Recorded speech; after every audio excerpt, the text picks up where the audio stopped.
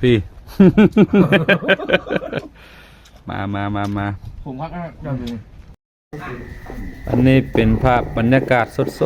ดๆของตนเลงที่เป็ดอยู่ที่โรงงานขาสัตว์ตลาดหลักซาวเมืองคำเกิดแขวงบริคำไซเด้อประมาณนี้แหละผู้ครัวกับครัวแล้ว ผู้กำลังเสือดก็มีไอ้น้องผู้ใดอยากซอยจุมาเด้อนี่โอ้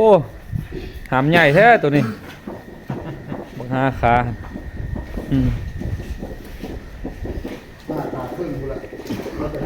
สด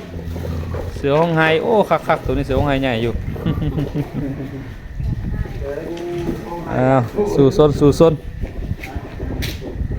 อันนี้เป็นโซนขาหมูอันนี้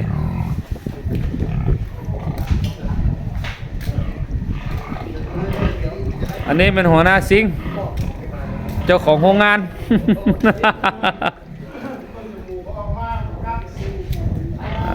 พี่น้องเอ้ยได้สู่ซนอดทนคือกันกับคำซุบซิดเพิ่นเว้าเฮาอย่าซุกไปหวังซุกย้อนบุญเขามาพึ่งซุกกระซุกเพิ่นพุ้นมันบ่มากุมหอดเฮา เพราะฉะนั้นต้องได้สู่ซนตอนยังมีเหือมีแหงเฮาสิหวังเพิ่งพาคนอื่นหลายก็บ่ได้เพราะตอนหน้าคือน้ำใจรับหลังมันสิเป็นบุญคุณแน่น้องเอ้ย เป็นท่านเคนมื้อนี้กระดูกทรงแข็งอยู่ติมื้อนี้ สมควรเจียวสางวันนี้ บังห้าขาอยู่โรงงาน6ตัวมื้อนี้เนาะ7ตัวมื้อนี้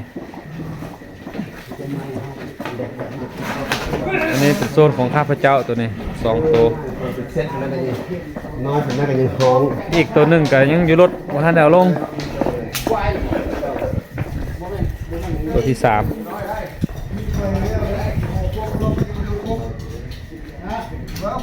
อันนี้ผู้ช่วย นี่แหละว่าหมู่ครูมาเจอเดียวแล้วมันเฮากินอะไรก็เขากับเป็นหยังคนว่าฮักเพลงนี่เนาะซ้ำเบียร์ละลาเบียร์ลาวละลาคนลาวกิน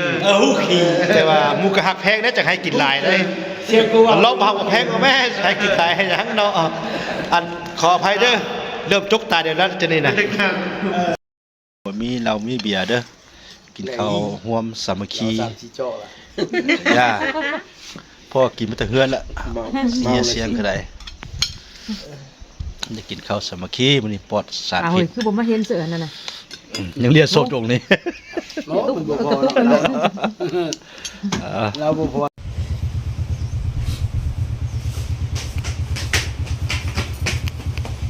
น้องของเซลล์ชาวพลังหรือว่าบ่ทัน อุ่นจุ่ม เดี๋ยวตั้งหากตั้งหากมันจะคุ้มค่าเนาะเขาจะเล่นไร